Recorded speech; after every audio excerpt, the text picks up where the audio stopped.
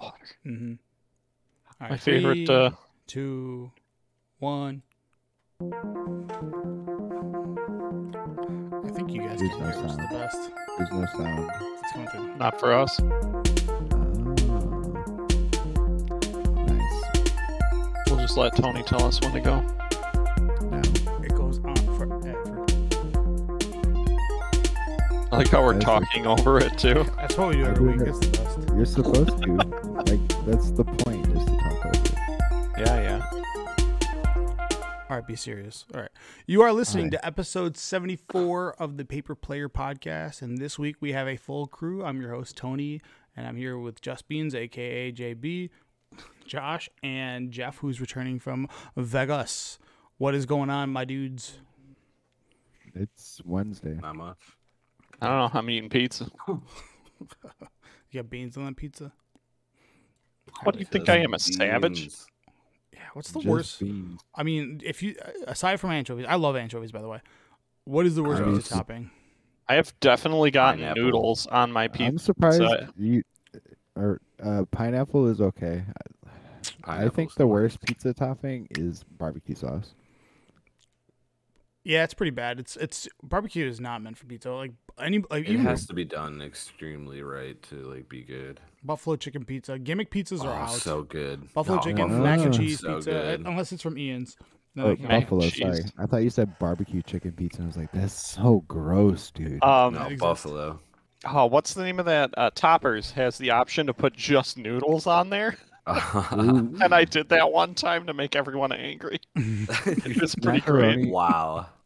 Macaroni pizza is okay. Yeah. Yeah, mac and cheese, sure, if you got like the cheese sauce or whatever, but like if you're talking just macaroni noodles on there, And like it's marinara terrible. sauce and cheese, like the worst spaghetti pizza ever. So bad. So I order a lot of food for my work. I've eaten worse things. Yeah, I order a lot of food for my work, and I like to like just make people suffer. So whatever the gimmick is going on at whatever pizza chain is, I always get it. The last one was the jack-o'-lantern pizza, and it came uncut, so then everybody just had to rip it apart. And I was like, it's like, what did you get? I was like, I got my own thing. I just always get my one separate thing that's not the pizza or whatever. It's And gonna you're a be. terrible manager. Hey man, you put me in charge. It's like I don't ask what anybody wants. I go like, do you guys have food restrictions? Like, Yeah. no, all right, and I just go and order stuff. And So you're the person who makes them bring back all these terrible things. Yes. You know My those boss memes where comes to like me. go ahead, Josh. My boss comes to me to like plan. My boss comes to me to do all that for everyone else because I do it so well. Yeah, I do it amazingly, but every now and then, like, if there's a disagree. gimmick one, no, like I did it. I conducted a fish fry at my work for 100 guys. I'm planning like there's like a tradition that was done like 10 years ago that I'm bringing back. I just say, look, put it on my P&E card, my T&E card, and just going, hey, we're gonna buy 100 turkeys and hand out turkeys for the week before That's Thanksgiving, awesome. like stuff What like does that. T&E stand for? Travel and expense. What are the? My boss today like told he like was using that word and I was like, I have no idea what card I use. Yeah, He just it's gave me It's the T&E card, travel and expense card. Just For the company big charges. boys. Hopefully they don't yell at me. I haven't been talked to yet. Secret time. I definitely have like my Costco membership and my Sam's Club membership on there, but I also go to Dang. Sam's Club and Costco frequently for my company. I'm like, here, I just literally like, oh, you're gonna go to Sam's Club to pick up a bunch of stuff. Take my Sam's Club, or like, I'm like, they're like, we're gonna go to Pick and Save to pick up. Like, take my Sam's card and just go there. It's way faster. You'll get way more bulk. It's easier. Life hack, just steal from your company. Just do it, and no one says anything. meat. I like the meat selection at Sam's Club is pretty good. Yeah, between the two, I'm a Costco guy, but Sam's is convenient because it's closer. Antonio taught me that. The meat section. Mm-hmm. Yeah. All right, guys, we got a hell of a cast. There's a lot of spoilers from the Brothers War, which this set, I don't know if you guys have been looking at it all. It looks like a lot of fun, actually. Like I like the theme of this set. I like the mechanics that they brought back. We'll go through what we did for Magic this week. Casually casted. And then right after that, we're going to get into Jeff's Vegas ventures. I'm sure you did a lot in Vegas. I'd like to hear about all 3 days, plus whatever you did on the side, and just overall experience. I'm sure, guys, the internet's a little bit tilted at the 30th anniversary once again because of how it was handled. It wasn't print to demand, and a lot of people assumed that it's a secret layer, so they would have 7 days because that was like the time frame that you could order it. But it was obviously print to demand, so back to like the mythic. Yeah, we'll get into that in a minute. You don't need to just leave it at that because I want to complain a lot. Yeah, Command Zone gets boned, Failure. which is funny because I had a lot of people follow up the next day, be like, it's full now. We'll cut in half. And then we'll go over the spoilers and some of the card interactions that I think will be fun, and then also maybe something that could be a little bit competitive. But aside from So, all Tony, that, you want to know what makes me check out immediately? me talking When too you much, say it's time to look at spoilers. it's time to Because that's look literally every episode. fair. It's every episode. There's a spoil. Well, I guess spoilers is This new is cards, spoil- and then reveals are like secret layer reveals are like cool art. Different. Yeah, I would. Yeah. Because we know what cards are like the strength of a card is at the secret layer. It's just getting a skin for your card versus a spoiler. It's like how is this going to interact in the world of Magic? But Josh, you get any Magic in? Good talk. Huh? JB, you get any Magic in? Yeah, the 5-color group that I play with Uh-huh. has come up with new rules, and I 5-color Magic. built Count it. I built a deck. It is now 4 ofs. There's some search restrictions, but I went in with a control-ish deck Mhm. and managed to do okay until I played against someone who was just straight up aggro and was like, "Oh yeah, I'll just land this turn 1 Bloodghast. If you don't have an exile card immediately, you're probably gonna lose." You're not playing like 4 Wall of Omens? Well, that's the problem. Is like no, the problem is there's like no good way to deal with, them casting Contract from Below over and over, because Are you not they playing 4 empty mental their desktop? they empty their hands super fast. I should. They empty their hands super fast, and I don't. So Contract is nowhere near as good in my deck as it is in theirs. So Yeah. they just get free 7 cards over and over, Okay. and so I just can't handle it. So I'm surprised. Do you guys have restrictions, right, or bans, or is it restricted? Yeah, cards? it's restrictions and bans. So why is it? I mean, I know Contract's a lot of fun, but why isn't it? What is this format you're playing? This is the A old, mess. It's kind of like the It's just a old. mess. So there's like an old style to 5-color. The minute's up, by the way. There's like an old version of 5-color, which is like tried and true of the or reminiscent of what the 5-color is, where it's all 4 ofs. You give his whatever it was plus a restricted and then a ban list. The ban list was pretty much cards that like Gifts Ungiven, just because they made games 2 the same. But again, aggro was a real thing, and the reason why 4 ofs work so much because like people could play like Curd Ape and like goblin strategies and beat up all the guys with all the really expensive like memory jar decks and so forth. So like it was aggro has gotten a lot better because the overall power level of creatures has got up. But if you're like trying to make like a straight up control deck, JB, I think the best way to go about that would be do a lot of walls, do like a lot of Wall of Omens, a lot of Wall of Blot. You have so many walls that come into play in. You play that Bantu that lets your walls attack. Yeah, and then you can just play cards like Uro to come over the top. Yeah, I mean, that's probably the smartest idea. It's just funny to me because it's like, when I went looking for old decks, because I was like, what are old lists like? Yeah. There's literally all aggro. They all played this thing called 3-2-1 Contract, where you just slam your guys and they're all 2 mana and 1 mana guys, and then you contract from below and refill your hand and do it again. Yeah, I mean, I guess there's a lot of lock pieces you can include into your deck, like Rule of Law, things of that nature that will prevent, like, if you're playing Rule of Law and their deck is full of 1 and 2 drops and your deck is full of 5 and 6 drops, you're going to smoke them eventually because they just won't be able to empty their hand as fast. There's ways around it. You just got to... Yeah, I gotta think outside the box. Yeah. There's that new 3 mana like Oblivion Ring that hits all creatures that have mana cost 2 or less. Yeah.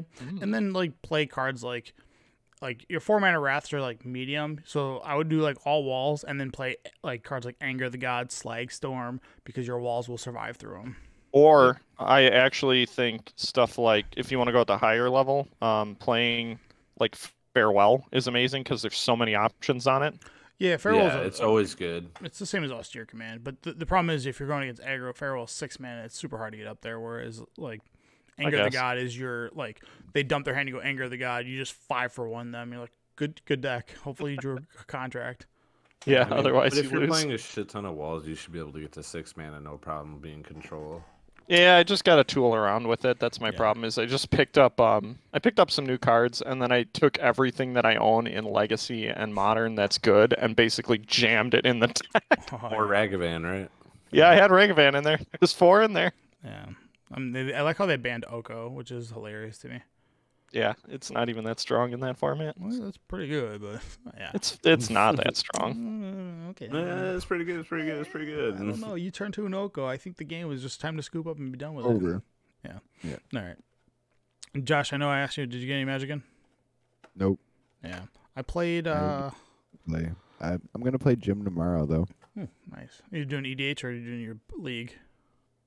We're gonna play our first game of our League of Dominaria United. Oh, nice. And then, yeah. So I played a little bit of Magic Arena because they had like the 30th anniversary cube on there, and I played a little bit of the Modern cube, but that was really all there was to it. I wanted to go play Magic. Like I've been just jonesing to play that. I call it barely Teamer, or I should just call the deck Teamer Tony, where it's just that Ren and 6 trash deck. Yeah, I've been wanting to play that for a little bit, but haven't gotten around to get into it after that. Maybe this Friday will be the time, but I don't know if people that are burnt out went there. But all right, let's go to the casually casted. What do you think it is, guys? I don't know if you guys looked. I did. Anything you play. Painful Quandary. Anything you play. Not to mention, it's got a reprint. Oh, this was. I'm like gonna a be 12 honest. Yeah. I didn't know this card existed. Yeah, it's a bulk rare from Scars of Mirrored, and I remember these were like that. You'd open this and back like, damn, this card sucks. I remember the art. I just didn't know that it was that card. Yeah. When someone said it But- was like printed, I was like, wait, this existed before. Once it slams in EDH though, it's a nightmare. People I was love about to say, it those. seems like a real good card. There's an Ob Nixilis that people play, like the Shackled or something. Yep. That play with this. There's another card too. There's like a It's red. still black one. pretty casual. I mean, the card's not like, it's not good, but I mean, It still whatever. sucks in EDH. It sucks when it gets hit. Someone slams this in EDH, Yeah. it sucks. This just says this paints a target on your face, man. Like you play this and everyone's like, all right, I'm just gonna swing at you all day. Oh, yeah, for Die. sure, for sure. Like Yeah, It may take me 3 turns to put a creature on the board, but yeah. I'll get it's there. like, it's like that It might stadium have card gone up from because- Strixhaven. There's that Tergrid. Tigrid, yeah. Tigrid. Yeah. Just that.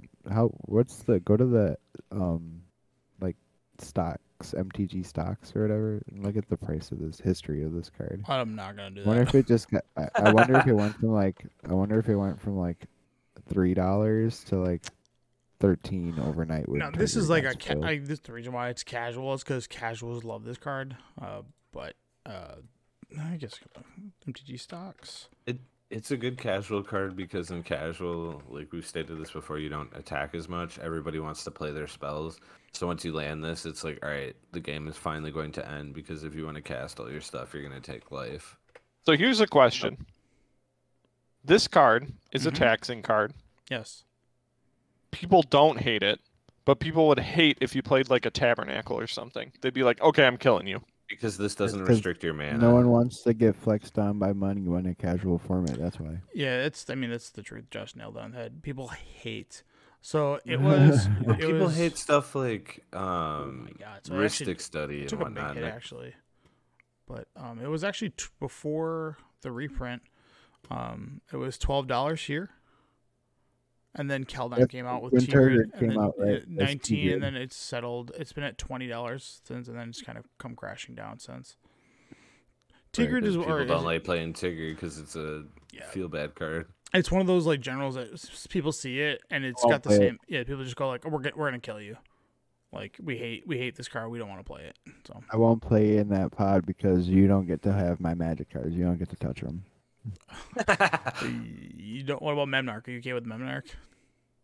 Oh man, you're gonna hate playing with Probably me because just I'm scoop. I would probably playing- just scoop. I'm playing Solo Windgrace, which lets me play your lands out of your graveyard. I would like with you guys. I would play it right. I still probably wouldn't play against a Turgid deck because I don't want to play against that deck. But with you guys in Mapnark, I'd probably be okay with it. But Yeah, I mean, Too bad Busted Iona's banned. Otherwise, you could play her, and then Turgid couldn't do anything. I would be so tilted if I was in like a modern tournament and someone played a Turgid against me. I would be so tilted. yeah, I kind of want to build that in Legacy now, just to take your cards. I what's would it be called? Great. so. Better. It would never resolve against me. It would never Yeah. resolve.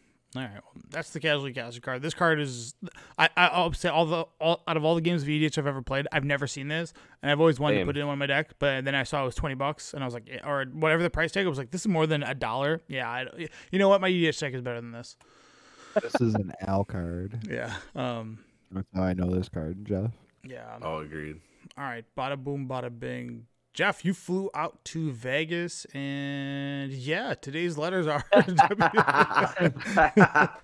Dude, that sign had me dying. Oh my god! When I was walking down the strip, I saw that. I looked at my friend. I was like, "Does this really say pimps don't care, but we do?"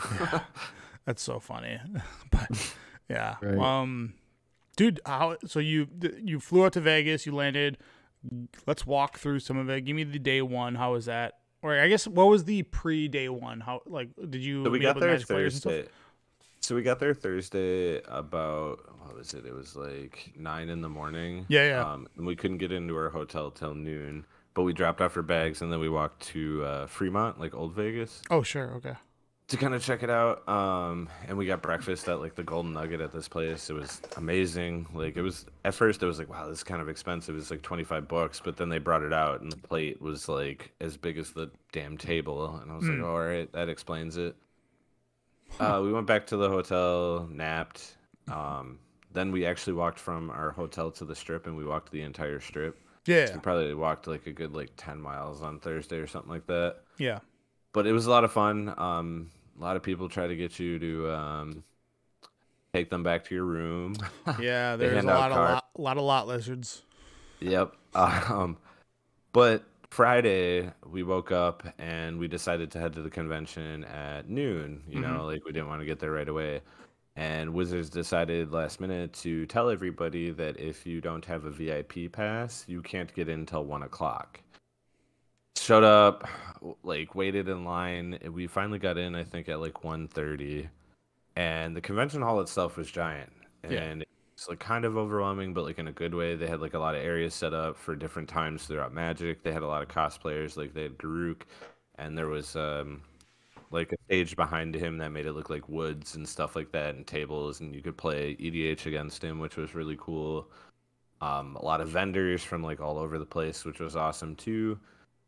We watched the game night panel, the first one where they played with the new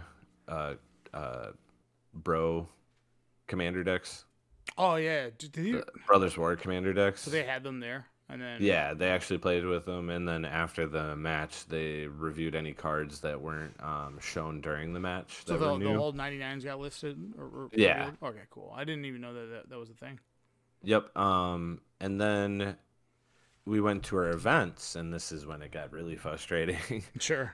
So you sign up for event, starts at 4. You sign in with Companion, which Companion was actually fine. It worked very well. Surprisingly, no issues for me there. But your event would start like almost an hour and a half after it was scheduled, which Okay. like made things line up terribly. They were messing out, handing out packs. I sat down for my event, and the guy next to me told me he had signed up for a sealed where it was supposed to be 3 original Dominaria and 3 new Dominaria, Yeah. and sat down, and they actually gave him a pack of 6 new Dominaria. And it's Wow. because they handed out the packs to the wrong sealed pod. They like swapped them. So these people that paid like $60 so they could draft original Dominaria couldn't draft original Dominaria because they didn't have the packs. That's pretty bad. Yeah. All right. Well, a little bit of a mishap there, but I mean, this is a. And like it was the first time, it was big. So like, you know, I gave him the benefit of the doubt for day one. And as far as the command zone, I'd like to clear it up for everyone that's like been talking about this. Day one, the command zone was empty. It was barely half full. It's that picture on the right. That I took that right when we got there. It was empty. It was still early. The picture on the left is like the actual play area where all like the Free play, sealed. tournament, all that No, stuff. free play was in a completely different building. This Whoa. is all scheduled tournaments. Oh, wow. Okay. Okay. Yeah. So the free play area was in a building connected to it, and there was like 6 tables, maybe 8, and like a lot of people were like playing on the ground, stuff like that. So Yeah. like that was the free play area. The command zone filled up about halfway on day 1. Day 2, they literally cut it in half to have more room for tournament play and for free play in the hall. And even when it was cut down to half, it barely filled up. There were still Wow. tables. And That's like bad. I asked someone what the benefit of the command zone was, and he said, honestly, the stuff you get when you buy the pass. He was like, otherwise, all it is you sit at a table, you have a sign down that says competitive, casual, level 6, whatever you're looking for. A Yeah. judge will find people and walk around and go, are you looking for this kind? And if you are, they'll sit you down. So like matches fired free commander players, but it wasn't worth the extra $300. Right, to get an exclusive area where it's designed for commander. Yeah, I mean, whatever, dude. And those That's tables, crazy. those yellow tables right there look like not big enough. They look small. They're actually pretty long. Okay. I I'm saying again like I didn't. not the Oh long yeah, way. The but like the width. The No, they were actually like they were actually my wide playmate enough. might be hanging off, but that's just it's hard to say. No, they were wide enough. Like Sure. I played on them all day. They used all those tables throughout the convention. Okay. But after that, we not got bored, but we're like, all right, we're gonna dip out, go experience Vegas. Sure. So went out, did stuff.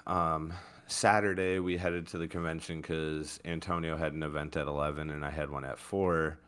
So we like went to like go hang out or whatever. I walked around. Yeah. There was a store doing it was $20 and you could pull 11 random cards out of this box and it was random foils. Oh, sure. Okay. I did it. I didn't pull anything good, and then the next guy did it, and he pulled a foil original Pluto Delta. What? Wow. Yeah, which What? is like it's like thought it's this was like $500. Like an anime. Well, more than that. I like thought an- this was like a scam. Anime convention $10 grab bags.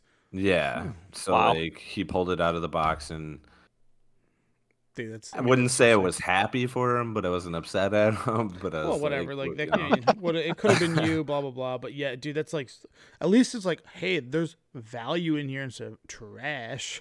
Yeah, like at least you knew that there was a chance you could have actually gotten something instead of it just being like, oh yeah, 100% a scam. I've seen stores, they do a cool thing where they're like, here's all the cards in the box. Here's what's been pulled so far. And they like X off. Like, here's what's still remaining in the box. Because at some point when all the hits are gone, you just reset it and then start from the beginning. Yep. You know, and then just keep the value. Because once the EV is lower than like What the people are paying $20, to yeah, pull. it's like, okay, what is this? You know, but yeah, that's like the best way to go about that. So after that, I signed up for a standard event because I was like, oh, let's play some mono blue. Yep. It was 3 rounds. First round I played against Jund, destroyed him 2-0. Hold on. Let's rewind this. You said you had a mono blue deck, but you didn't have a full list, so you didn't have impulses, and you. So like I forgot some of the cards. I grabbed like the wrong stack when I left, Yeah. and so I only had 1 impulse in there. I only had 3 Delver. I had 1 Fading Hope, which is like another important card. Yep. So like I had to fill in spaces because none of the vendors had like commons and uncommons on them for standard. Yeah. And I steamrolled Jun still, and I was running a 1-of the Blue Dragon from Kamigawa, and it was like unstoppable for him. Is it the Ithrith or whatever? I forget his name. It's like 5 mana, Ward 4. It's 6 mana, or no, it is 5 mana. Ward 3 flying, and then when it dies, you can like bounce stuff or return instants and sorceries. Oh, I'm thinking of a different one. I'm thinking of the one from the D. I forget which one. Either way. Yep. So it was like really good because like anytime they would go to kill it, I'd wait till they paid the extra mana, then counter the spell. Round 2, I played against Esper, and it went back. We went to game 3, and he got me. And then round 3, I played the mirror match and got there. And we actually had a long discussion because he was talking about slip out the back versus shore up. Yeah, slip out the back 4x and shore ups 2. I actually think it should be the other way around. Nope. Wraths that exist in the format, slip out the back can embarrass them. But like, what rats are you really dealing with now that The meat hook is gone? functionality. The functionality is the same. Like the only difference is you won't be able to get damage through. That's like the biggest difference. But like sack effects, like when they go to minus or Liliana and you slip out the back, it's so funny. You're like, yeah, my creature still Oh, exists. agreed. You have like you get to do nonsense like that. And that's just my personal preference. Yes, you miss out on the damage because when you're swinging for lethal and you got to slip out the back to save your creature, it sucks because you don't get to deal the damage. But I It's also also like kind yeah, I like slip out the back versus your opponent when they swing for lethal and you like slip out the back, like your guy gets phased out. See, I like the other one for that situation because you untap your creature and pump it +1/+1. Yeah, but either way, teach his own. But yeah, so anyways, finished that, and then I went on the mission to try to find the card for Josh's Cube, the autograph book. But that's when I found out that apparently dealers weren't allowed to bring any Unfinity or Dominaria United products because the official Wizard store that was there was selling them. That's so And then farts. and all of the I hate events that had them because they didn't want people just buying products instead of signing up for events, even though like day one they didn't even have on demand. I hate that so much. I agree. But luckily a friend of ours named Adam, again, he likes to listen to the podcast, so thank you. I really appreciate you finding that. He got it signed by Mark Rosewater You and finding Mark Rosewater's boss for us, Shout out to which Adam. was awesome. Yep. And shout out to Adam for tipping us off immediately about the rich the get packs. richer. the rich guys getting in the backpack having 4 whatever. We'll talk Yeah. about it later, but Sure. that was the first place I saw it, and then I went to Twitter and saw one other post about it, and I'm like, oh. So then it got to 4 o'clock, still hadn't found the card. Went playing an event. It went all right. There was no issues. Saturday night we went out to Fremont again because it was like Halloween and it was actually a lot of fun. Ooh, yeah, man, what a banger weekend to go to Vegas. Yeah, because there was Halloween, the convention, and the We Were Young concert that weekend. Ooh, nice. Oh, I totally forgot Saturday before we went out. That was the after party. Oh man, was that the biggest waste of $40 I've ever spent? Was Dude, it I like- saw some of those videos, and I was like, ooh, Oh this is my worse God. than an anime convention's Like, rave. dude, oh my god, This that's is so terrible. bad. I So have not first looked off- into any of that, so give me the description. So first off, we get there and it it's vampire themed. Like they had the streamer Olivia. She was the one that was dressed as Olivia, which was really cool because I know she's super popular. Like she's a good Magic player, whatever. But there was 3 lines for the bars, and they took about a half an hour to get through, sometimes longer. And 4 beers costed us $38. So like we had 2 beers each, and that was like it. Walking around, it felt like being at a high school dance. Like you had the people that were dancing, and then everyone just lining the wall, like watching. Yeah, that's They pretty had dope. some cake. The cake was good, but that was about it. The DJ was playing nothing but 90s and then trying to mix in dubstep in the background, and it was just awful. All right. Yeah. Okay. But one thing that did happen is I met Matthew Weber. He's the guy that runs the he has it trademarked too. It's like EDH Commander group on Facebook that has like 120,000 followers. Like randomly was talking to him in line. I found out he's like actually met the RC, like played Commander with them and Oh, stuff. sick. Yeah, so I kind of talked to him and I had mentioned, I was like, yeah, man, we have a podcast. Like he had me add him on Facebook and I told him it'd be cool to get him in on a fight night or interview him on a podcast sometime. And he Oh, said he'd dude. definitely be down. So that was kind of cool. So like it felt like paying $40 to meet him felt worth it, I guess. Yeah. Because like, he is Worth like a it. big influencer. I need to know. So at anime cons, they love to do this thing where they like play the music for about a minute and a half, and when it starts to really like people really start to get into it, they swap the song in the middle of like, everyone getting hype about it and like Yeah. getting into it. Did they do that a bunch? No, so it was like kind of like the opposite. He would overplay the song. Like, how like when you're dubstepping, you kind of do have to transition at some point, but he'd like let the full song play almost. Sure. So like people would get Okay. hype and then kind of like calm down, like, all right, I'm over this song. Some real nightcore.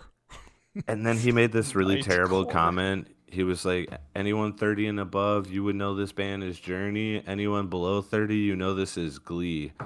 and Oh it was my just like, oh god. my god. And he looked like the dude from Right, stop. Don't Mythbusters. do that. It's I just it mean, was pretty terrible. So bad. we left early. Like Tony like kind of convinced me to stick around like longer because like they had mentioned there was supposed to be a surprise, which we found out was like every hour they would have a choreographer dance between like everyone from the wedding party, oh, which was kind okay. of lame. Yeah, Like whatever. it was cool. Like that's their profession, whatever. But I mean, so if you're gonna do a rave, right? Why don't you make it Neon Dynasty themed, where it's just glow sticks everywhere? Like, Yeah, agreed. I don't. That seems like a way better option. way better You're in than Hey, like Those this. Vegas. sticks People are are trying really to be bad for the hype. environment. Yeah. Anyways, they So knew are what they were doing. humans. Yeah, they knew what they were doing. But yeah, I mean, they were like, let's keep this tame, and then they did, and it was probably pretty flat overall. But What was the cocaine from New Capenna? The angel dust stuff. oh yeah, dude, I forgot about that. Um, Dude, they buried that. There's no mention of it anymore. What was it?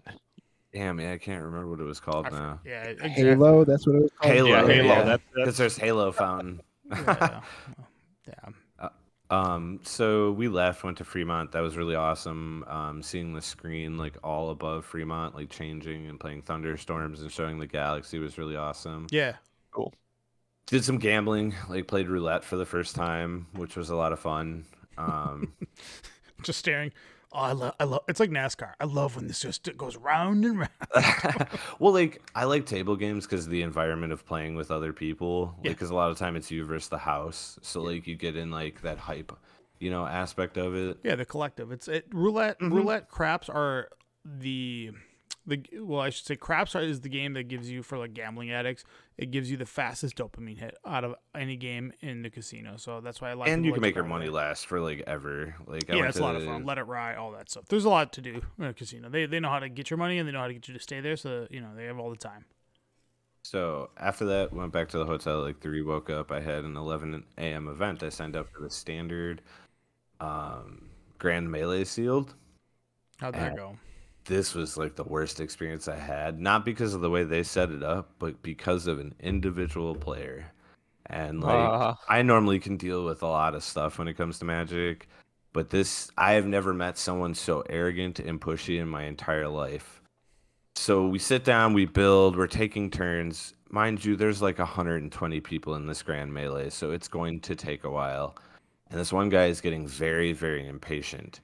And if you've ever played Grand Melee, Yeah. after a certain amount of people are taken out, turn markers are removed Yep. to lessen the amount of turns you're giving people.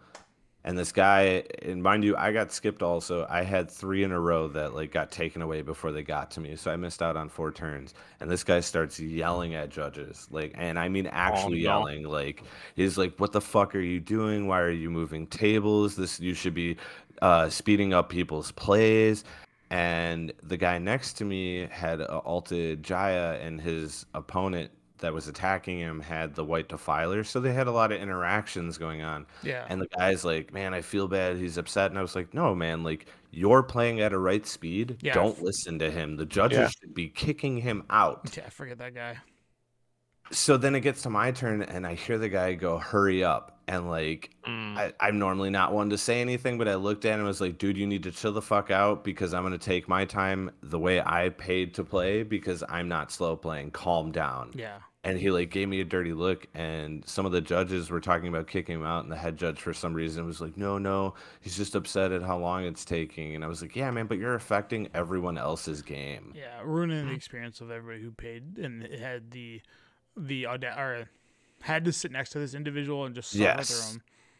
And you should like just talk to the guy next to him. You want to just attack this guy? Yeah, let's get him out. see, of here. that was the thing, we couldn't because like his 3rd or 4th Illusion. turn, he gained infinite life. Oh, He had the red werewolf that when Cheating. it's dealt damage, you gain that much, or whenever it's dealt damage, deal that much damage to any target. Sure. So he gave it indestructible and lifelink. And then just So loop it. just repeatedly targeted itself Sure, I have until he had 1 infinite trillion life. life. Good luck Yep. killing me. God. Okay. And that's another thing that did make it unpleasant is because of the interactions at day and night, they permanently made it nighttime all the time. It doesn't like flip. Okay, So the transform. every werewolf came in as its big side. There was dead cards because you have a lot of cards that say like when it flips from day to night, do this. Sure, So it was just like it was just bad, and he made the whole thing terrible. sure. He ended up losing, right? I hope. I don't know. I got down to like 3 or 4 life, and I'd taken out like 2 people, and I got my like 1,200 points for taking them out, and I dropped because I just couldn't deal with him anymore because it was making my experience bad, and it was getting me to the point where I felt I was going to say something that was going to actually start a fight, and I didn't want to do that. I would just be.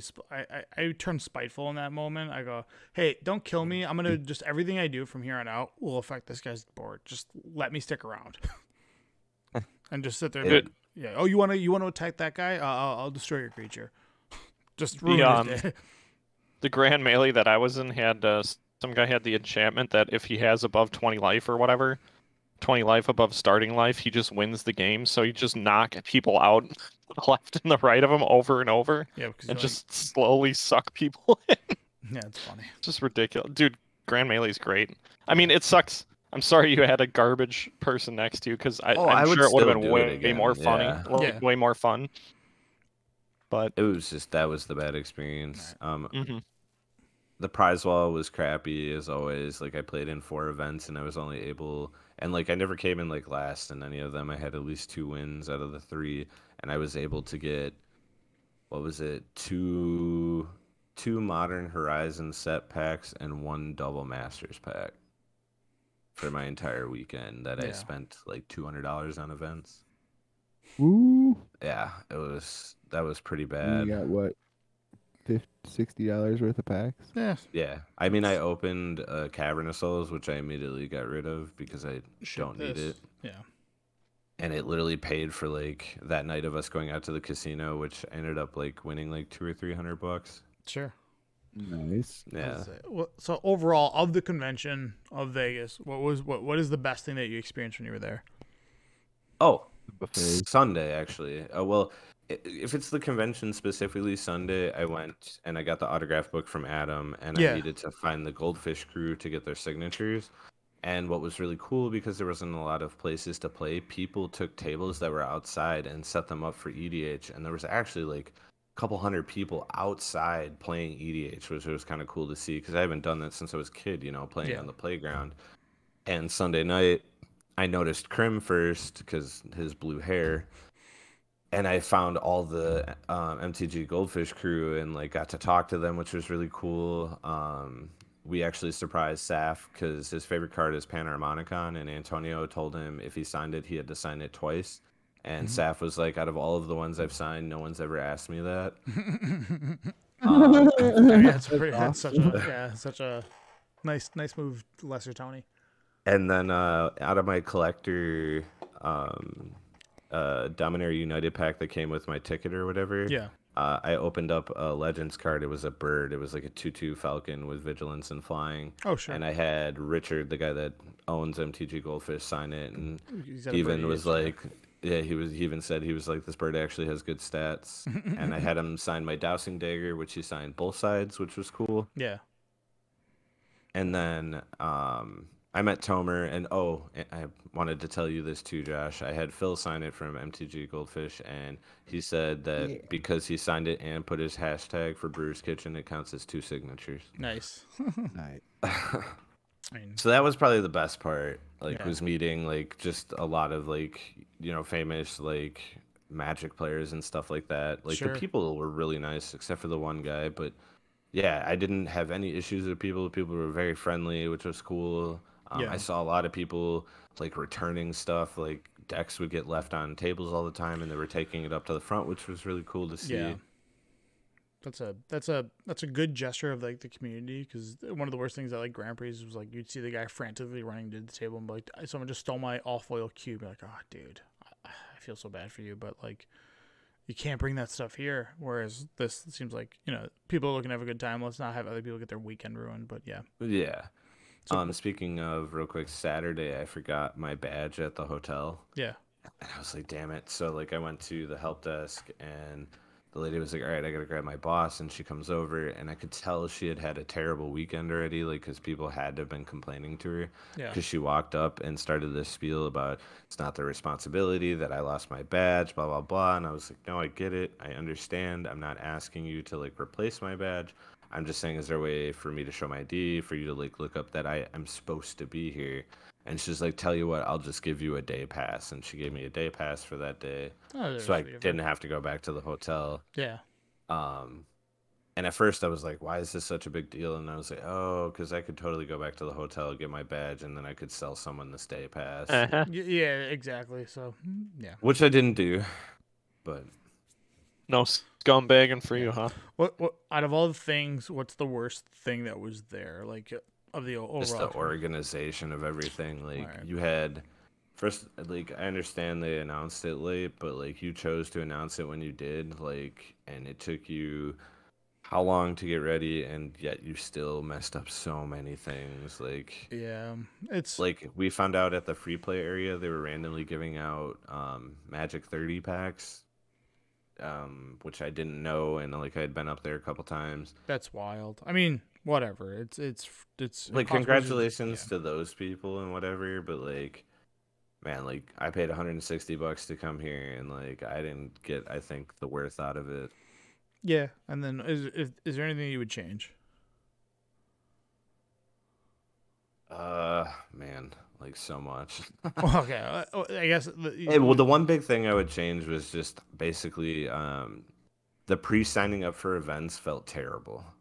Yeah, especially when they come with an hour and a half delay. It's like, well, this Yeah. impedes my next event, and then now I'm locked into like I either have to, because I don't think at the time when it starts you don't get a refund, right? You just have to you're like Nope. pocket commit it. Yeah, that's booty.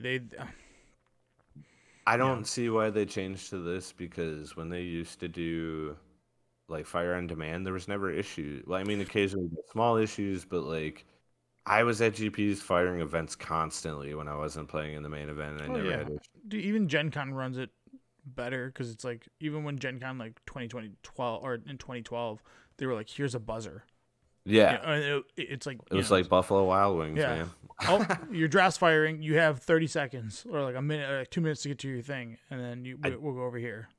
I did find out too that like all of the like throwback drafts, like the Antonio did Scars and Mirrodin, Yeah. they only allowed 16 people to sign up for each of those events. Yeah, it's got to be a limited thing. I think.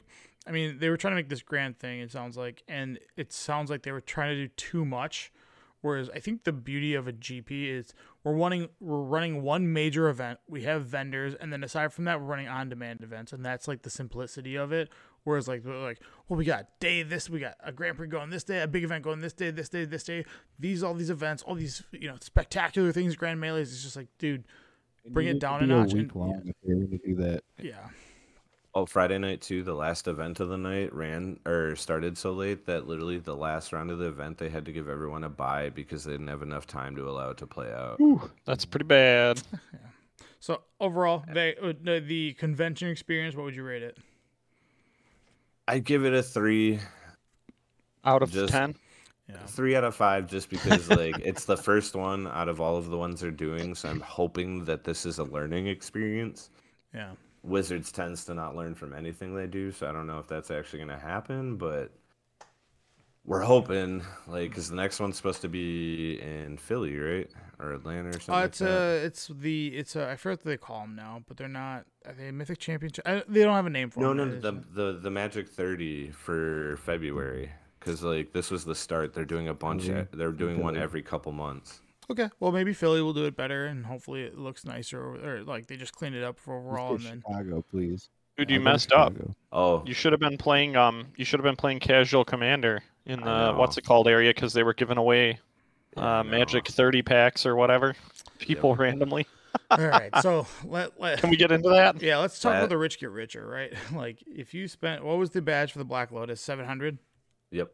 Okay, so in your swag bag, which obviously they showed internet, dude, there was hundreds of photos of different Twitter bags where the foil promos that you got, they didn't throw them in a deck box, they just threw them in, and then like how a bag gets jumbled around when you hand them out and transport them. And they were like, you saw these, they would obviously be at the bottom getting curled. I Oh think yeah, I had two that were deeply curled. so. They did exchange them, but it's a little fascinating there. And then to a surprise of everybody, you spend $700. They gave you a thing that they are selling for $1,000, which is you actually made money walking or going to this event just by having the most expensive badge, which left a really bad taste in a lot of people's mouths just because it's like, huh. They're already so limiting in terms of who can actually afford them that, like, I don't know, man. It's bad. I spent more than $700 to get there and did not get anywhere near that back in swag. So vendors were buying them at they were basically buying your badge. It was like $800. So you would just flex $100, and then you also had the all access or early access. You just got everything on top, and you basically got a free roll on it. So there was a VIP lounge too. Yep. So all that being said, that was, I guess one of the things is like it's a nice surprise, right? Like the intention is you spent this much money. We want to give you a thing that is, like, thank you for coming to our event. Thank you for being a VIP member. That's great. The item that they gave could have been a secret layer Ninjiri, whatever. It could, like, maybe something a little bit different, like maybe an old foil, something that's exclusive, which people don't get that bent out of shape by the exclusive, but they literally gave you the $1,000 product that's coming out in November here. It's like, what? Like, it just, the salt and the way, because who wouldn't have bought the VIP pass knowing that you're going to gain $100?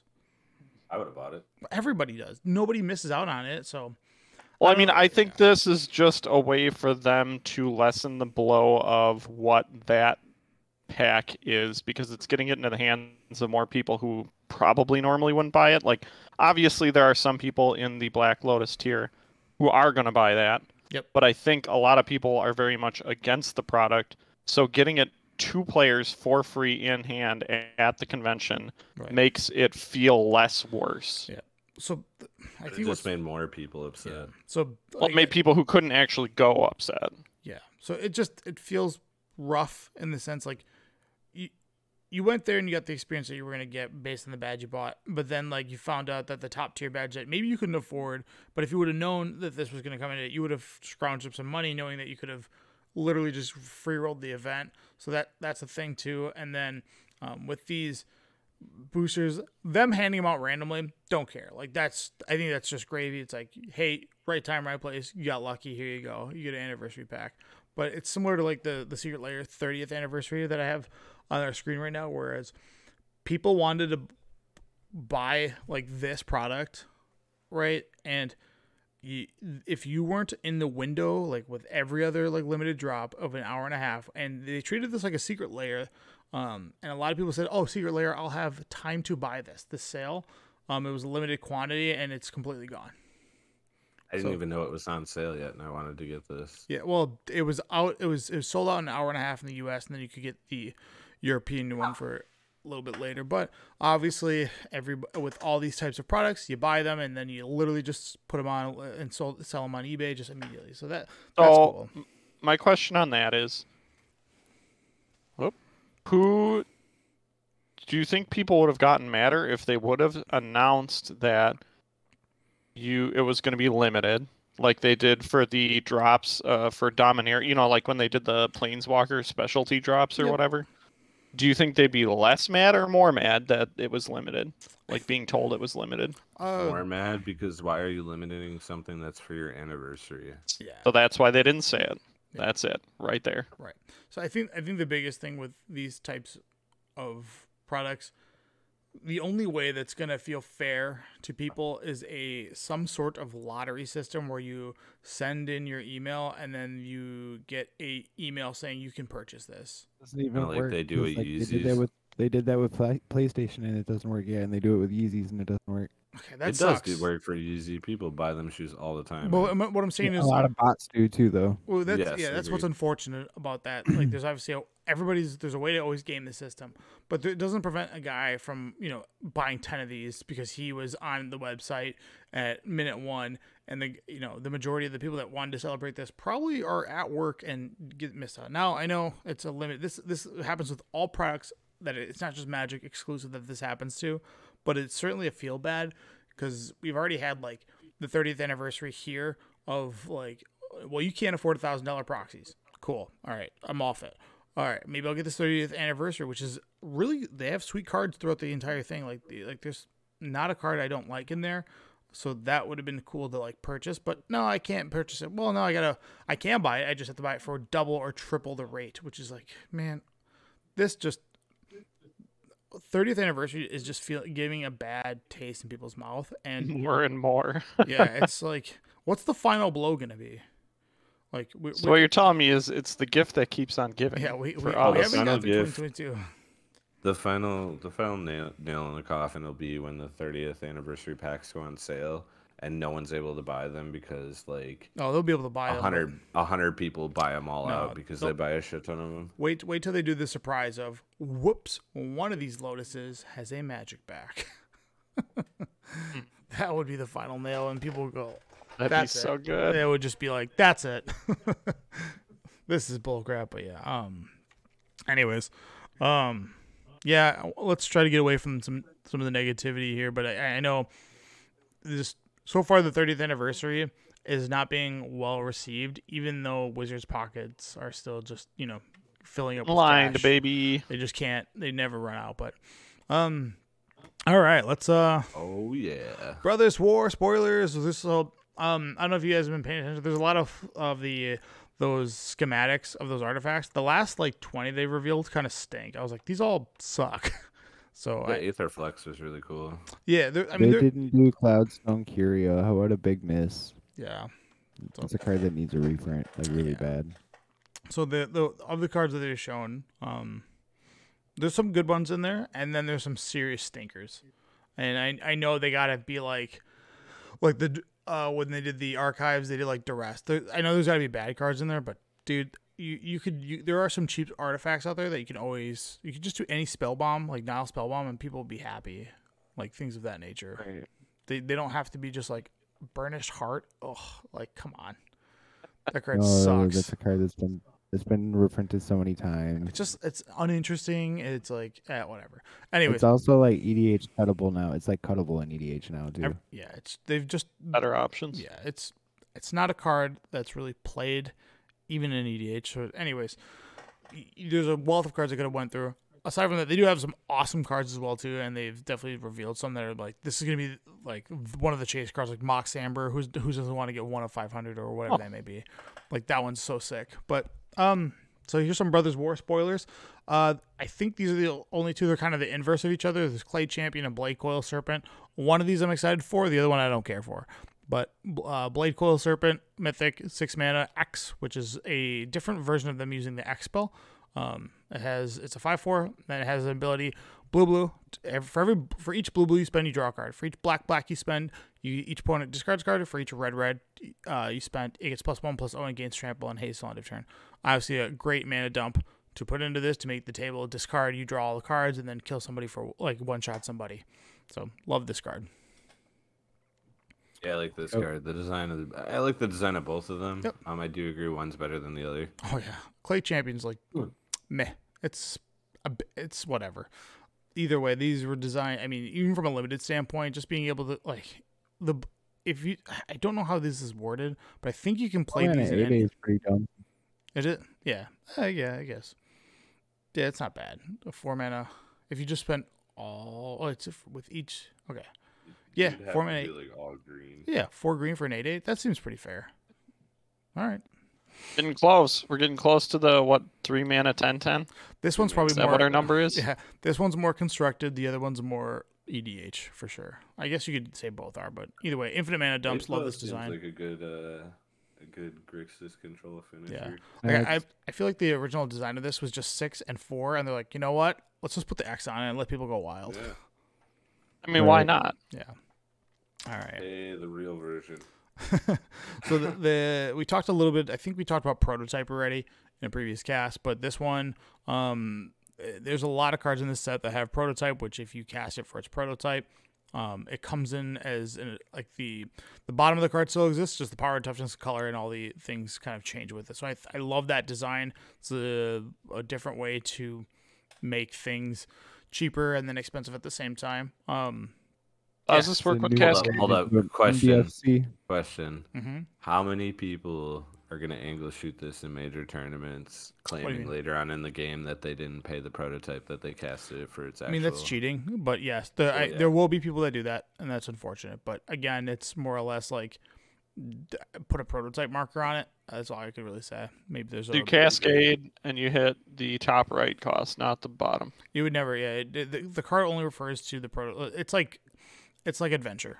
Like you don't cascade into the adventure, but yeah. It's like a Surge. Yep. Yeah, similar to Surge isn't. Yeah, I guess it's fair.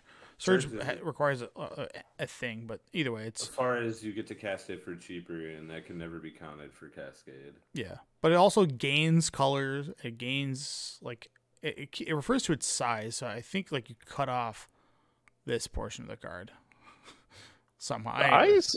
It says different mana cost, color, and size, which it might be referring to power and toughness, and it keeps its abilities and types. Like, oh man, I gotta go look at the uncards and find one that references card sizes. Yeah. And then they have Muriel, Shield of Argive, which is just a 4-mana Grand Abolisher. Probably a great card. And then it has an ability. This is one of the best soldier generals that are out there. And then throughout this theme, it looks like they're going heavy on soldiers, which I think Dominaria United was probably a plant for. Like, this set will be soldier themed. Next set will be probably goblin themed. Next set after that will be, whenever we go to Ixalan, will be merfolk themed. And then what was the other tribe that we had? Cleric themed. And then there's one other one. Elf. So that's probably what they're doing. I think. I don't know. But it seems like they really went hard on the soldiers here. Yeah, your 5-mana perennial behemoth. Crucible World. Yep. Yeah, except you have to be playing green because unfortunately he's got a green unearth cost, which is such a weird thing for. But sweet card. It's a very weird card. It's just I don't like it. Yeah, I mean people will be. I mean, this is a card that you'll see 100% in EDH all the time. Like it will go on the casual decks for the people that didn't buy a Crucible Worlds and then just playing green. But Sky Strike Officer, blue 2 for a 2/3 flyer. Whenever it attacks, make a 1/1 color soldier artifact, and then tap 3 untapped soldiers you control. Draw a card. This is the push for soldiers because it looks like soldiers is in blue-white. That's dumb. Yeah, there was a. It's been a while since they brought that ability back. The like tap 3 untapped dudes. Yeah, there was the zombie that did it from Shadows of Innistrad, Crypt Breaker, I think it was. There was one in the recent set that's been a while. Standard. Yeah. Captivating Vampire. Yep. But it looks like they're pushing soldiers into a blue-white theme here, which is it's nice because I think they're trying to like. Every time we think of blue-white, I normally think of flyer strategies or which I know this is flying, or like spirits. Maybe they're trying to pull that away and do something else that are different with soldiers. So I mean, they kind of did that with the detained creatures way back when, and whatever that set was. Yeah, yep. It's very much like aggro blue-white soldiery stuff. Lazovsky and Azorius Arrestor. Yep. The 2 planeswalkers that are. These are. I haven't seen Saheeli yet. Saheeli's pretty sick. So the 4-mana planeswalker, which it's a Saheeli 3 loyalty, red blue with 2 +1 scry 1. You may untap an untapped artifact you control, and if you do, or you may tap an untapped artifact you control if you do draw a card. So you get the scry, and then if you have like a Mishra's Bauble laying around, you can tap it to draw a card. -2, make 2 1/1 flyers. Or Thopters, you say they gain haste on end of turn. Yep. That alt is nuts. Yeah, the alt happens fast. Artifact creatures. 2 turns. Yep. Artifact spells you cast cost 1 less cast. So that's amazing right there. It's actually 1 turn cycle if you want to just minus it. So clearly. Or if you got doubling season, you just get it immediately. Or you just do proliferate strategies because there's always ways to do that. In those, but this one's. I don't know where to go from here because it's. I don't think it's that good. It's tough. I don't know. I think it's good. I just don't know if it has a spot. 2 1/1 flyers is really relevant. Play it in. I don't know. Just 2 1/1 flyers. That's true. That one Chandra they made, but that was a 3-drop. Yeah. Well, I think of like usually with your token strategies when they have some form of evasion, they're pretty strong, and this is cheap to come down. And then obviously the emblem to make the Thopters into 2/2s. These like this Saheeli chains really well together. And then obviously drawing and drawing cards. Then you have Teferi, which has no way to plus God. itself, but except the draw card. Whenever you draw a card, put a loyalty counter on Teferi Temporal Pilgrim. It's blue 3 for a 4 loyalty Planeswalker. 0, draw a card. -2, create a 2/2 blue spirit when with Vigilance. Whenever you draw a card, put a 1/1 counter on this creature, and then target opponent chooses a permanent they control, or a permanent they control and return it to its owner's hand. Then they shuffle each non-land permanent. So you bounce their card and basically Cyclonic Rift them. All That's so bad. Worse than Cyclonic Rift. You put everything into their deck. Yeah, that's so bad. Maybe. This card It's is real good. bad. This card is good. Why do you say it's? Let me ask you why you say it's bad. Just because Because they get to keep whatever their best option is on the board. no, it goes to their hand. That's what I'm saying. They get to keep whatever their best option is because they'll definitely have the mana to cast it again. Sure. Okay. And that's my problem is like it doesn't touch their lands. Whereas like you look at like Liliana's alt, the Veil one, you know, it destroys a bunch of stuff on the board and makes them choose between their Sure. resources or their cards. This gives you back a good card that you have on the board and lets you still be able to play. I feel like it's like I don't- they can choose a permanent they control. They can choose a land. It's like why? I don't even think this is good because of its alt. I think this is good because of its -2 mixed with its passive. See, and I'm fine with that. Its alt is The alt garbage. is there in case like they overload their board and you're like, all right, let's get everything back in your deck. You can keep one creature. Is there any brainstorms or things that draw People are like going to be really There's obnoxious with this Teferi. there's the 3-mana one that we play in mono blue. oh the yeah, one where you the draw thirst 3. yeah, there's 2 different thirsts. Yeah, so I'm just thinking like draw 3, you minus draw 3, or then you essentially plus 1, Oh and my then you get a God. 5/5 with vigilance. Okay. +1 draw I card. think this goes in the mono blue deck with the Jin. No, it's too tempo based. You have no room for planeswalkers, unfortunately. I disagree. This is a control bomb. Well, yeah, this is your Yes, control agreed. finisher where you're like, I mean, we have a blue X. I mean, it Do really. you think this goes in Pioneer with No, Treasure there's Cruise? just better options. Pioneer I blue mean- blue white's dead in Pioneer. Unfortunately, I've been trying the deck. Is it? Treasure Cruise, man. It is. Tell me I can't play Wandering Emperor anymore? No, you can. You can't, just play mono white. You play mono white. Oh, Blue white is just they don't have a good 1-for-1 spell. I guess the game is past the Drago days, and that's what blue white is based on. So unfortunately, I love the deck. It's bad. Like I would just play. just got too many abilities stapled to him, Yep. is what you're telling me. Blue white's supposed to be good in modern right now. So this Gix, which is probably going to be amazing in EDH because this is just black Edric. So The card is dumb. yeah, yeah, this card's really good. Yeah, black It's Edric. good because it hits the whole table. It's like it goes around the whole table. Like it encourages your opponents to attack each other. Yeah. Oh, it does. Wow. Yeah. Yeah, it makes people get aggressive, which is good because I feel like EDH can get into stalemates too often, where Okay. people are like, "Well, I don't want to swing because if I swing, it's gonna happen." Surprising. That card's very It's good. good. The card's very good. Wow. I didn't even Seems realize. like a fun card. Yeah. The platoon dispenser, I just threw it in here. It's controlling your end. I actually like that card. Yeah, 2 or more creatures, draw a card, and then it's a 4/6 itself. It's a white. It has unearth in this set. I mean, I think everything is unearth. Green 3 make a 1/1, so it's kind of it'll create its own things. That thing's gonna be a disaster to play against in limited. Yeah, And the pre-release, yeah. you're just like So weird to me seeing colorless cards have unearth. yeah. That's a Yeah, buzz. Because like, mean, what was it? Card having Unearth was Unearth really is a big. black- Unearth was They're really like eight- big in the Zendikar, or not Zendikar, in Conflux Chargelar. yeah, Yep, it was the and that was gracious- all like tri-colored, 2-colored guys. We got our first unearthed non-creature card. Yeah, we did. What is that? It's 1 mana and then pay 1. I think look at the top 2, pick one, and you can play it that turn, and then it's got an earth for red Yeah. and 1. Sick reprints. They obviously made Obstinate Bailout with a downshift into uncommon because they wanted a response to Liliana the Veil, which is, I swear to God, every time Liliana the Veil comes around, this card comes going, hey, ruined your Yep. day. They just gotta make sure to put a little curve on it. Just in case Liliana. See, remember when I said that Liliana was gonna be good in Pioneer, and you guys are like, nah. No. Yeah, Nah. now they just well, He it's said that card was never going to be good, and it still isn't good. it's not good in standard. It's not good in pioneer. It's actually lost a lot of Not its. good. Yeah, it's a bad card. So this was like a, hey, we have this. But the other card, which I think is pretty wild to put in a modern and pioneer, Diabolic Intent, I think is Bad this is too. a card we're gonna look at and go, oh. I don't think it's a good Nope. card.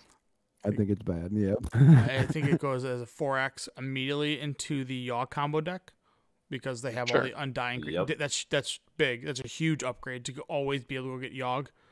So that's a pretty big one. Plus with the The Undying deck is like triggers. tier It's 2 good in at best, stack decks anyways. too. Oh, well, Yeah, but this might make it better. This mainstreams it a lot better. Yeah, so that's Okay, where. good. Give me one more option that can actually compete against like Spell Rhinos or pierce though, and you something. feel really bad. Say it Huh? again. Well, You then get there's spell pierced though, and you feel really bad. yeah, of course. I mean, all that feels about anything. You get 2 for 1 tier, and Well, then it doesn't matter because they have Undying or whatever. yeah, I So mean, they just get to keep the Yeah, guy you're anyway. not really getting 2 for 1. it's there. But and then from a pioneer standpoint, I saw a Doomwake's list of the it's like Stitcher Supplier, Seder Wayfinder, and then the Ah boy. what's the Stitcher it's- Supplier. What's the Greasefang deck? So you just Yeah. get to go get Greasefang. Seems Yep. pretty good. Fix it So up. turn 1 Stitcher Supplier, turn 2 Diabolic, and eat. White Blue's coming back. We're gonna have to counter that deck. Oh, the counter there's a spells. card I do want to talk about that I forgot to put on the list. But so do you think the Arcane Proxy has legs? I don't even know what it No. does. Okay. Yes. 7 mana 4/3. If It- you've cast it, you think exile Sorcery target. speed. Sure. If you exile target instant or sorcery card with mana value less, then you can cast it for free. So this it has prototype of blue 1. So it's 3 mana. You get to cast Living End, Crashing Footfalls, and Glimpse Out. This is Dark Dwellers, right? But 3 mana. Yeah, Yeah. it's all right, but I don't think there's a good spot for it in the Living End or the Crashing Footfalls decks. I think it's actually perfect in those decks. I don't. I'm just saying I don't know what you take out because they're already So streamlined. It dodges the cascade. Yeah, because Yeah, it 7 mana, does. so you don't. Yeah, that's the biggest thing. Well, even at 3 mana, it dodges the Cascade. But So what are it's- you taking out? You just slide in as the 1 or 2 of. That's all. It and I think remove it'll go one. in living. Whoa, would it go in living It end? goes in Living End. It seems amazing. How the- do you discard it though? You don't need to discard it because it only works when you cast it from your hand. This is just a way for the late game. So True. like this is Like a 3 of maybe. you just like you play Living End. It's been the game's going long, and then you get to rebuy it when people counterspell your Living End. You're like, okay, well I'll rebuy it now, and you're like, shit, like I got to deal with this card. I think its most legs are in the footfalls deck. Oh, probably. Actually, I think the best legs are in the Glimpse of Tomorrow deck because they have no good way of getting the glimpses out of the graveyard. So you go, Yeah. like, it also adds a permanent itself. It's cheap. So you like glimpse and then like shuffle it all up and do it again. So you take out like Bone Crusher, Brazen Bar, Those Dead are- and Gone. What are you taking out? I don't know. There's definitely a home for this, and obviously the 7 mana portion is like the joke part. You're looking at the blue 1. Like Dark Dwellers Yeah, was yeah. played when it came out, and that was I know years ago, but it was played with Ancestral Visions. Cool. Not Oh, Vision. yeah.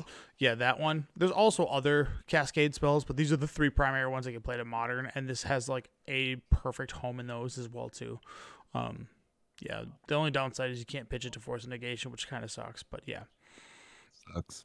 It's probably honestly Living End's probably its worst It's bad. target, but Crashing Footfalls because once you've resolved, like sometimes you suspend Crashing Footfalls, you make 2 4/4s, and then you can just cast this and make 2 more 4/4s at 16 power. Like that's pretty big. Like those games, the Crashing Footfall decks go long. Like they have a 18 long power, strategy. If you're getting it to 2-1. Yeah, I mean, well, it's you get yeah, I mean 10 power for 3 mana seems fair, but yeah. All right, this is a card I love. Awake in the man. Woods. Create X11 Dried Green Arbors. Forest Dried Lands. Dried Arbors, yeah. Is this good? Scared. No, No. Well, not with this. I'm just saying, like, in general. Like, no. is there a ramp spell No. for green X? Isn't this just what's that mythic from the last Like set that Finale or makes your something. lands Finale only gets 1 card. Mm. This makes Yeah, 7 you just go get fours. Crater of. Well, I'm saying, like, the this makes 7 the fours, bootlegger right? stash? This is just bootlegger stash. Okay, fair. Uh, Because it's 3 mana ramp yeah. 1. 2 mana, obviously at scales. I'm just saying like to double up, right? You I was cast gonna say if you cast it and then cast it again. But in that case, I'd rather be casting this and then finale and go get my finisher. Sure. I'm just saying, like, is there a world where you want to have 10 landfall triggers? That's Not not in any deck Valakut. currently. Not Valakut. Like, can I kill you with the step links? Going. I was gonna say, well, that'd be pretty cool. I was gonna say, how sick it would be to get 10 treasures or whatever for Gogari, Revel in Riches. I mean, yeah, it's like also like creates mana for you, and then it's a creature, so you get ETB creatures, and it's also a land, so you get landfill triggers. There's something cute there. I like it. It's just 1/1s are not that fun. Like they're just kind of. I don't think it's good. Yeah, it's but probably not. it's funny. Yeah. It's bad. All right. And then you have the Eternal Eagle cards, which so Root Path Purifier. What is this music box? Oh, this is white EDH. How you draw cards. Okay. You have to pay 2 mana, and then you pay a white to tap. Look at the top card of your library, and then exile it face down, and you tap it again to then you can play cards that are exiled with this. Oh god, that's so terrible. Oh, white doesn't get to it. And the Root Path Purifier ruining Blood Moon's day. I don't know why people are Blood talking Moon? about this so much. Because you can go and fetch with Prismatic Vista a Gaia's Cradle. Yeah. And I guess it is. Lands in your and you library. play Blood Moon, and it only Lands affects in your your opponent. library are basic. I know. I get it. So Prismatic Vista, Evolving Wilds, Terramorphic Expanse just went up in sense. Donks. But you can go This get. makes Evolving Wilds better for casuals. Yeah, well, I mean, they don't have. They can go get a Nykthos, or they can go get a Urborg, or they can go like you. Evolving Wilds better. Huh? Do you play this in elves? Well, Evolving Wilds I'm already looking at basic. EDH here. I don't care about Elves has crop rotation. Never mind. Yeah. You Never said mind. Way too Eternal long to get it out. Legal, so Yeah, I'm looking at it from a legacy standpoint. Well, I guess it's all the Blood Moon decks. You just get to go nice Blood Moon deck. But no. How does it work with Blood Moon? Your lands are basics, so the Blood Moon only hits non-basics. So Yep. basically, So you everything is a only- basic land. So It yeah, turns Blood Moon into only hitting your opponent. Gotta be a layers thing too, like which one No. comes down first. because this it has it's in a different layer. So in the sense of like it's turning your lands into like It's later in the tiers, so that way it overrides Blood Moon every time, Blood no matter Moon what. Blood Moon is checking to see is this a basic, turn it into a mountain. If not, don't whatever. And this is saying everything is a basic, Yeah. so go away. Yeah. So when you play Blood Moon and they play this, you're just like, oh, Yeah. oops. Yeah, like nice. Guess I only have mountains. Well, it's actually it's interesting for the 5-color EDH decks that want to Blood Moon people, but also want all their lands not to be Blood Moon. Yeah, I don't know. I just got good trick. I just got to kick out like it. Starbucks cups and sun hats on. I know you did. Go get. And it went right over a lot of people's head. Oh, I did, but some people, Twitter got it. Facebook was like, "What the hell?" I was like, "You guys are not basic." They're all old farts. They don't understand. Yeah. A couple other cards, which is March of Progress, which is 2 in blue. Choose target artifact creature you control. For each creature chosen this way, create a token that's a copy of it. So you basically get to double up your artifacts. So if you have, a Wormcoil Engine for 3 mana, you can copy a Wormcoil Engine or Overload and just double your board. This seems fun, like for EDH. And then Wanderous Card is nuts. Crucible. Yeah, this is again. So this is what's weird about these commander cards. These I don't think are in the commander decks, are they? They are. The only reason there's full art is you can open them in collector packs. Got it. Okay, so they are. So Tinker banned in EDH. Oh yeah. Yes. Only like 6 cards you can get in the collector packs. and Oh, it's, like, was the I ones that are cheating? for that. Yeah, you're cheating. Tinker's not allowed. Nice. So permanents you Wait, draw were you board playing it in Merfolk? I might have been. I'm Tinker's gonna go allowed in- look. You can play Tinker in EDH. No, I thought Tinker was It's banned. banned. It's 100% banned. No way. It's 100% banned. Bro, why would otherwise everybody just Tinkers turn 1 for Yeah, but Blight it's- Steel? No, it's not even Blightsteel. There's every artifact so much. There's so many Wait. more artifacts that are better. Oh yeah, I was cheating. Pretty sure. Yeah, it's banned. All right, I'll take that out. Yeah, All right, permanents you I control thought it have was legal. yeah. Yeah, most people do, but when was the last time you ever seen a tinker? You're right. Yeah. So at the beginning of your end step, mill 2 cards, then exile a card at random. You make copy it. You make cast copy with a. I love this card. Just fun. The only reason I was asking is because I was like, oh man, I could do this with Wondrous Crucible. That'd be sick. Like, just get to play Tinker again immediately. Oh, it'd be gross. You could tinker turn 1 with like Soul Ring and all that. Oh Yeah. So this is the last So card I wanted good. to talk about. I forgot to add this, but I saw it. Calamity's Oh, Wake. this card is. You said Whoa. weak? Yeah. No, I said Calamity's Wake. Oh. I Oh think yeah, this card this card is is gross. That's spicy. Yeah. Exile all graveyards. Players can't cast non-creature spells this turn. It's a blowout. Or am I This is equipped with the a response Silence to Light? Underworld Breach decks. Mm-hmm. It's just nice deck. It stops combo or storm decks too, because then they can't flashback. Yeah, it plays like a silence, but yeah, Mm-hmm. I mean, And also mess up. I mean, obviously it's not that great, but it can mess up Murktide. the Murktide, the red blue Murktide piles in Modern. yeah, You like slow you down a little, and we'll make sure you can't play Murktide.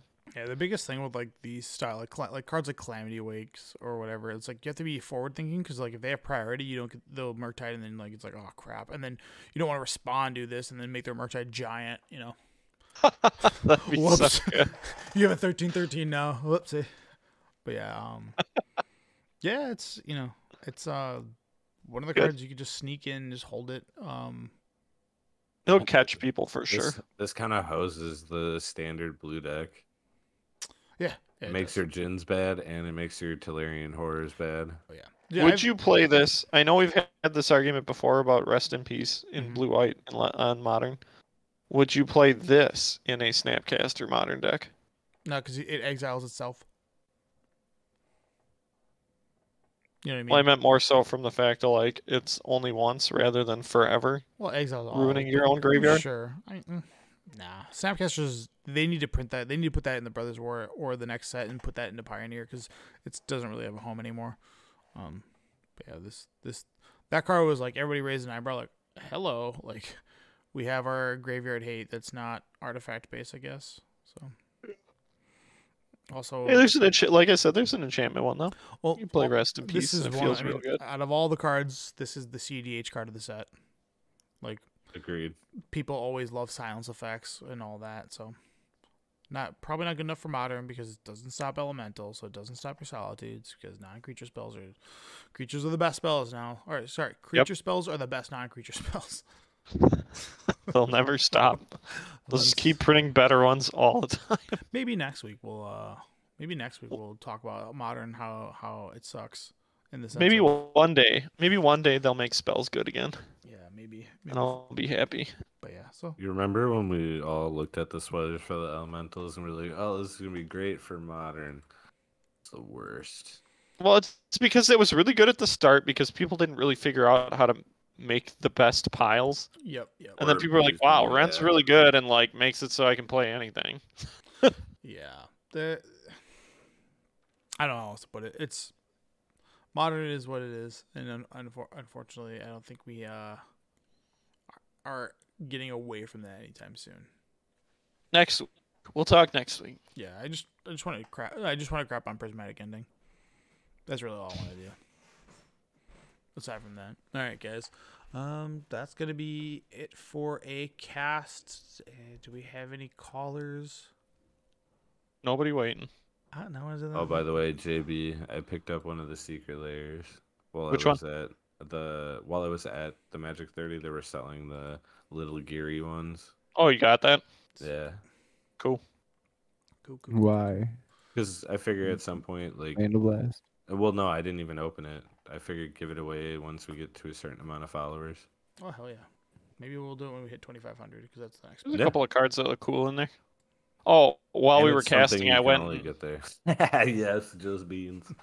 I totally realized Beans. that there was already a Chibi Walker thing that came out a while back, like a secret Yeah. layer, Yeah. and I went and bought all those while we were podcasting. Oh my god. For your EDH deck. Or for Yeah, whenever I Fat want to use them. Whale. They poached you. So JB likes Dude, it's super EDH cheap. now? They were cheap as heck. They're bad. They're actually bad planeswalkers. The worst Yeah, one they're is bad. Yeah, They they're were bad super cheap. planeswalkers. Yeah. What? The Nico's good. They were less than. It was less to buy them individually than it was to buy the actual secret No, lair. he's not talking about the newest one. He's talking about the old one. Who came in the old one? It's like Soren, It's- Ashiok. Yeah. Ashiok's cool. I It said is. Ashiok. What else It's did like they have? $50 Ashiok, though. They had a Johnny Goldmane, one of those ones. I don't know which Ugh. one. I thought it was the green white one. It was the green white one. Remember when It's all Johnny Goldman terrible. was Johnny good? something. I'm gonna say this: the first 5 planeswalkers had the perfect design.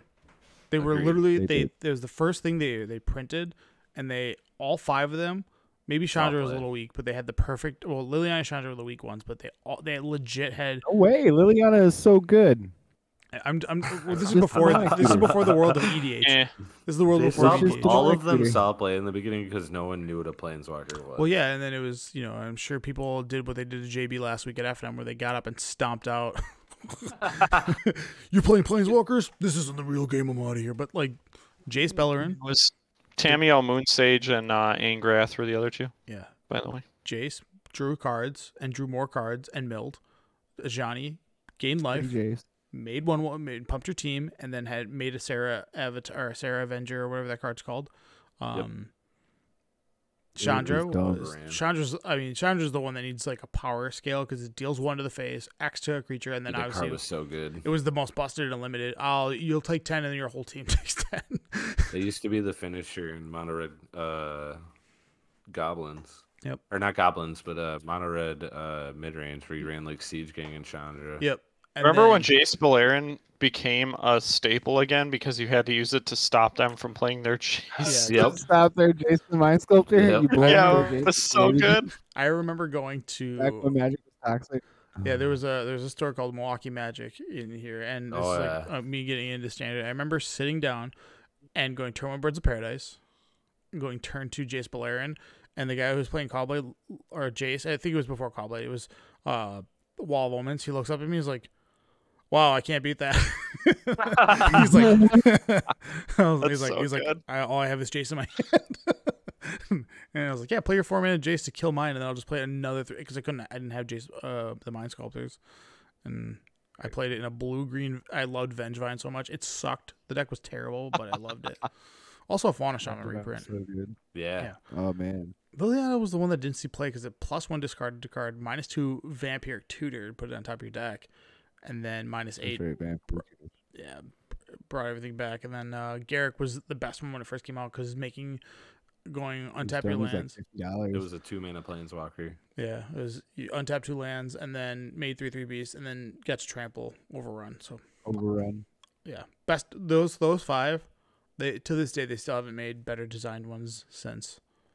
They haven't made. Agree. What are you talking about? Oko was perfect. Mm-hmm. I guess the next one because the Sarkhan Vol sucked. Elspeth was What? good. Sarkhan also play in Jund for a long Elspeth time. is still dumb. That's cool. Yeah, Elspeth was. I mean, it probably doesn't. If they were to reprint Elspeth in Standard today, it would do nothing. Oh, agreed. Sure. Most of those planeswalkers would do nothing. No. Not Sun's Champion. Sun's Champion would Sun's still Champion be is good. amazing. 6-mana one. That one's Yeah. amazing. That one gets The played. one Yeah. from That's a modern. Zeros or whatever. You want to beat a red black scam deck? You just play an Elspeth Sun's Champion and watch them just auto lose the game. you go.